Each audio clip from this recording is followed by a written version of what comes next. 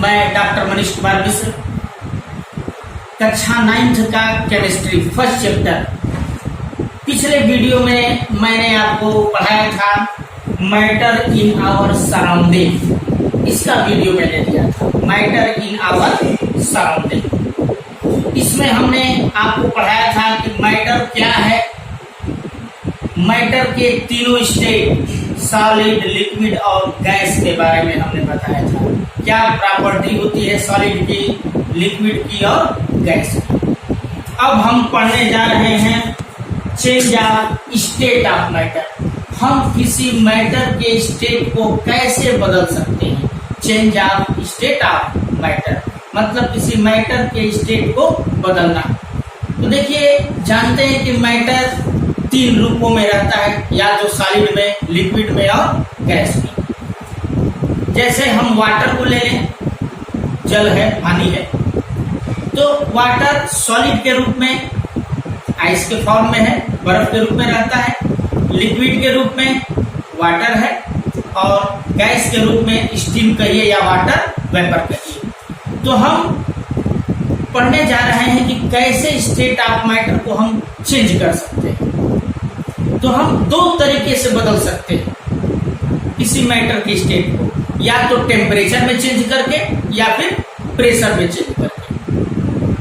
किसी मैटर के स्टेट को हम 2 तरीके से बदल सकते हैं, या तो टेम्परेचर में परिवर्तन करें, चेंज करें तापमान परिवर्तन के द्वारा, या फिर हम दाब में अंतर परिवर्तन करके, प्रेशर में चेंज करके हम किसी मैटर के स्टेट को बदल सकते हैं। तो सबसे पहले हम पढ़ने जा रहे हैं effect of change of temperature. मतलब टेम्परेचर के कारण हम टेम्परेचर को बदलकर कैसे हम स्टेट को चेंज करते हैं। तो सबसे पहले हम पढ़ेंगे सॉलिड टू लिक्विड चेंज। मतलब सॉलिड को लिक्विड में चेंज करना, जिसको हम क्या कहते हैं, मेल्टिंग। इसमें हम क्या पढ़ेंगे, मेल्टिंग। जब कोई सॉलिड लिक्विड में चेंज होता है तो हम कहते हैं कि यह ठोस या सॉलिड क्या हो रहा है, पिघल रहा है। ठीक है, मतलब the process in which A solid substance changes into liquid on heating, गर्म करने पर, is called melting. The process in which A solid substance changes into liquid on heating is called melting. वह प्रक्रम, वह प्रोसेस जिसमें हम किसी solid को गर्म करके लिक्विड में बदल देते हैं, उसको, उस प्रक्रिया को, उस प्रोसेस को हम क्या कहते हैं, मेल्टिंग या सॉलिड का गलना कहते हैं। और जिस टेम्परेचर पर कोई सॉलिड लिक्विड में चेंज होता है, उस टेम्परेचर को, उस सॉलिड का हम मेल्टिंग पॉइंट कहते हैं। The temperature at which a solid changes into liquid is called melting point of that solid। ठीक है। दूसरा अब हम पढ़ने जा रहे हैं liquid to gas change. Liquid to gas change. Liquid को हम किसमें बदलने जा रहे हैं, गैस, जिसको हम कहते हैं बॉइलिंग या वेपोराइजेशन। बॉइलिंग या वेपोराइजेशन मतलब the process in which a liquid substance changes into vapor on heating is called vaporization। अब सुनिए, एक बात बता दें। अगर हम कहें कि रैपिडली चेंज इनटू वेपर, अगर तेजी से बदले तो उसको हम क्या कहते हैं, बॉइलिंग। अगर कोई लिक्विड को हम हीट दें, अगर वह खूब तेजी के साथ अगर वह वेपर में चेंज होता है, तो किस स्टेट में होता है, जब वह खौलता है, बॉइलिंग करते हैं उसको। सुनिए, जैसे मतलब, और जिस टेम्परेचर पर खौलता है, जिस टेम्परेचर पर कोई लिक्विड बॉइल करता है, उस टेम्परेचर को हम क्या कहते हैं, boiling point. The temperature at which a liquid boils and rapidly changes into vapor is called boiling point। ठीक है। जैसे वाटर को हम गर्म करते हैं तो 100 डिग्री सेल्सियस पर वाटर क्या करता है, बॉयल करता है, और खूब तेजी से उसमें से वेपर निकलने लगते हैं। तो 100 डिग्री सेल्सियस क्या हो गया, हमारे वाटर का बॉइलिंग पॉइंट हो गया। पढ़े, पहला चेंज हमने क्या पढ़ा, मेल्टिंग। दूसरा क्या पढ़ा, बॉइलिंग, वेपोराइजेशन, और तीसरा होता है आपका गैस टू लिक्विड चेंज, किसी गैस को लिक्विड में चेंज करना, जिसको हम कंडेंसेशन या संघनन करते हैं। क्या कहते हैं? कंडेंसेशन या संघनन, हिंदी में उसको संघनन कहा जाता है।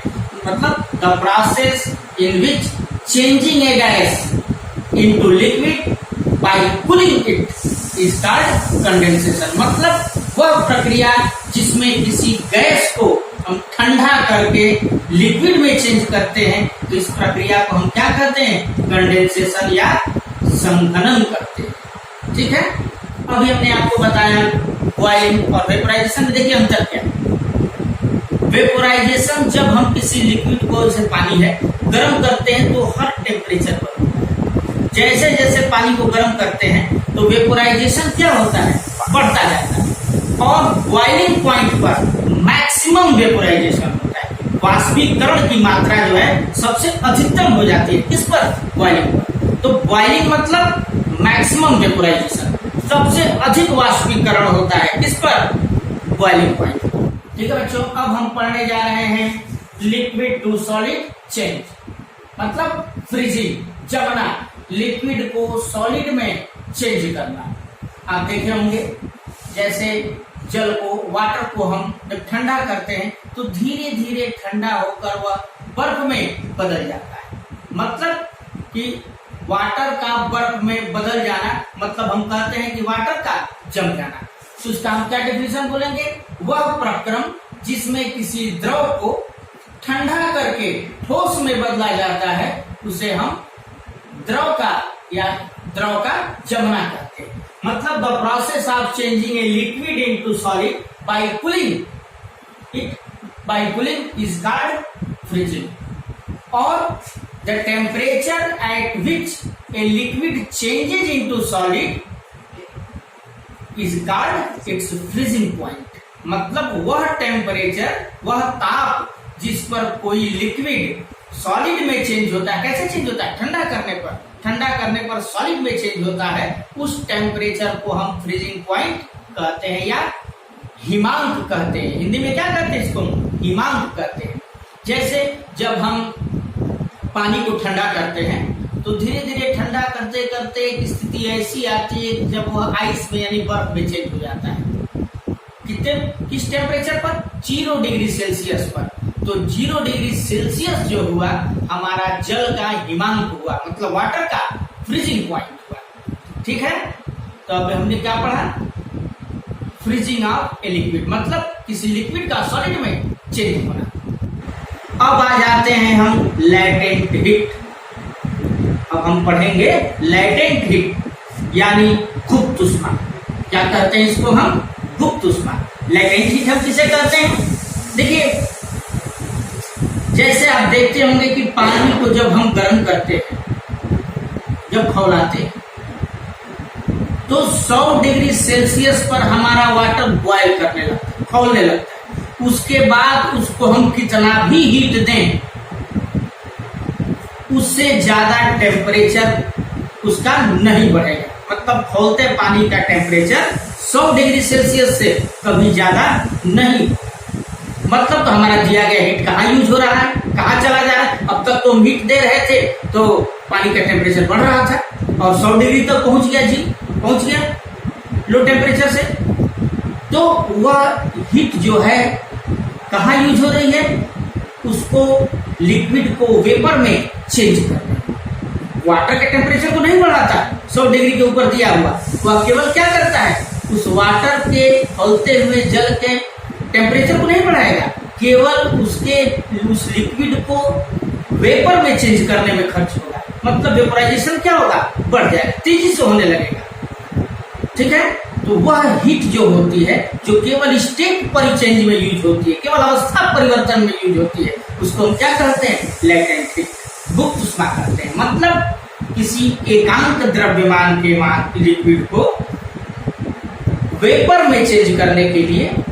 अब देखिए, वेपर छोड़िए, दो तरह की लैटेंट हीट हो जाती है। एक वेपोराइजेशन की अलग होती है और फ्यूजन की अलग होती है। तो हम ये कहें कि किसी यूनिट मास सब्सटेंस के यूनिट, किसी सबस्टेंस के यूनिट मास को स्टेट चेंज करने के लिए जितनी हीट की आवश्यकता होती है, जितनी हीट की जरूरत होती है, मतलब the amount of heat required to change the state of matter is called latent heat. अवस्था परिवर्तन के लिए जो ऊष्मा की आवश्यकता पड़ती है, एकांक मास के यूनिट द्रव्यमान के सबस्टेंस को अवस्था परिवर्तन के लिए जो ऊष्मा की आवश्यकता पड़ती है, उसे हम लैटेंट हीट या गुप्त ऊष्मा कहते हैं। बच्चों को कुल मिलाकर हम कह सकते हैं कि लैटेंट हीट की डेफिनेशन क्या है, मतलब ऊष्मा की वह मात्रा जो किसी पदार्थ की अवस्था परिवर्तन के लिए आवश्यक हो, हम उसको गुप्त ऊष्मा कहते हैं। ये भी परिभाषा हम लिख सकते हैं, मतलब amount of heat required to change the state of matter is called latent heat. अब यह गुप्त ऊष्मा लैटेंट हीट दो प्रकार की हो जाती है, लैटेंट हीट ऑफ फ्यूजन और लैटेंट हीट ऑफ वेपोराइजेशन। तो सबसे पहले हम पढ़ते हैं लैटेंट हीट ऑफ फ्यूजन, मतलब गलन की गुप्त ऊष्मा। जैसे देखिए एक बर्फ का टुकड़ा है, मान लीजिए, जब हम आइस के टुकड़े को ऐसे जनरली रख देते हैं तो वह एटमॉस्फेयर से, वातावरण से हीट को एब्जॉर्ब करता है और एब्जॉर्ब करके वह पिघलता है। तो जब बर्फ पिघलता है तो पिघलते हुए बर्फ का टेम्परेचर भी, जो जल बनता है उस जल का टेम्परेचर भी 0 डिग्री सेल्सियस होता है। मतलब जब आइस से वाटर बनता है पिघलकर, तो उस वाटर का टेम्परेचर नहीं बढ़ता, जबकि बर्फ ने हीट को एब्जॉर्ब किया है, अवशोषित किया है, टेम्परेचर नहीं बढ़ता, केवल बर्फ का अवस्था परिवर्तन होता है, मतलब वह सॉलिड से लिक्विड में चेंज हो जाता है। तो कहने का मतलब है कि अगर लैटेंट हीट ऑफ फ्यूजन क्या हो जाएगा, तो अगर एकांक द्रव्यमान के ठोस को ऊष्मा की वह मात्रा जो एकांक द्रव्यमान 1 किलोग्राम कह लीजिए, एकांक द्रव्यमान के सॉलिड को लिक्विड में चेंज करने के लिए आवश्यक होती है, उसे हम गलन की गुप्त ऊष्मा कहते हैं। मतलब the amount of heat required to change the unit mass of solid into liquid is called latent heat of latent heat of fusion, गलन की गुप्त ऊष्मा। ठीक है। दूसरा होता है आपका लैटेंट हीट ऑफ वेपोराइजेशन, वाष्पन की गुप्त ऊष्मा। जैसे हमने बताया अभी आपको कि जब हम खौलते जल को और हीट देते हैं तो उसका टेम्परेचर, तापमान नहीं बढ़ता, बल्कि दी गई ऊष्मा जो होती है क्या करती है, उस अवस्था परिवर्तन में प्रयुक्त होती है, यूज होती है। मतलब वाटर को वेपर में चेंज करने में खर्च होती है, लेकिन उसके तापमान को नहीं बढ़ाती। ठीक है। मतलब the amount of heat required to change the liquid unit mass of liquid into vapour without change in temperature, या कह सकते हैं दोनों डेफिनेशन के साथ, is called latent heat of vaporization. ऊष्मा की वह मात्रा जो किसी लिक्विड के एकांक द्रव्यमान की अवस्था परिवर्तन के लिए बिना तापमान में परिवर्तन किए आवश्यक होती है, उसको हम वाष्पन की गुप्त ऊष्मा कहते हैं। अंतिम टॉपिक आ जाता है इफेक्ट ऑफ टेम्परेचर का, सब्लिमेशन, ऊर्ध्वपातन। क्या है ऊर्ध्वपातन? आप देखे होंगे, देखिए जो मैटर की स्टेट होते हैं सॉलिड से टेम्परेचर देते हैं तो लिक्विड में आता है, लिक्विड से किस में चेंज होता है, गैस में चेंज होता है। लेकिन ऊर्ध्वपातन यानी सब्लिमेशन एक ऐसा प्रोसेस है जिसमें कोई सॉलिड बिना लिक्विड में चेंज हुए सीधा वेपर में, गैसियस स्टेट में चेंज हो जाता है। इस प्रक्रिया को हम क्या करते हैं, ऊर्ध्वपातन करते हैं। मतलब the changing of solid directly into vapour on heating. मैंने गर्म कीजिए ना कीजिए तो एटमॉस्फेयर से भी टेम्परेचर हीट लेकर जो है चेंज हो जाएगा। कैंपर, कपूर सबसे बढ़िया उदाहरण है इसका। अमोनियम क्लोराइड है, नौसागर भी है। तो जो विदाउट लिक्विड में चेंज हुए सीधा किसमें चेंज हो जाता है, वेपर में चेंज हो जाता है। इस प्रक्रिया को हम ऊर्ध्वपातन या सब्लिमेशन कहते हैं। तो अभी आपने क्या पढ़ा कि हम स्टेट ऑफ मैटर में, मतलब जो द्रव्य की अवस्थाएं हैं उनकी अवस्था में परिवर्तन करने के लिए या तो तापमान में परिवर्तन करते हैं, टेम्परेचर चेंज कर सकते हैं, या प्रेशर में। तो हमने आज जितना आपको पढ़ाया वह किस पर आधारित बताया, तापमान में यानी टेम्परेचर में चेंज करके हम कैसे अवस्थाओं को परिवर्तन करते हैं, और डिफरेंट टाइप के डेफिनेशन भी आपने पढ़े। अब नेक्स्ट वीडियो में मैं आपको पढ़ाऊंगा कि प्रेशर के द्वारा कैसे स्टेट में परिवर्तन किया जाता है और उसमें कौन कौन से आपके महत्वपूर्ण परिभाषाएं यानी डेफिनेशन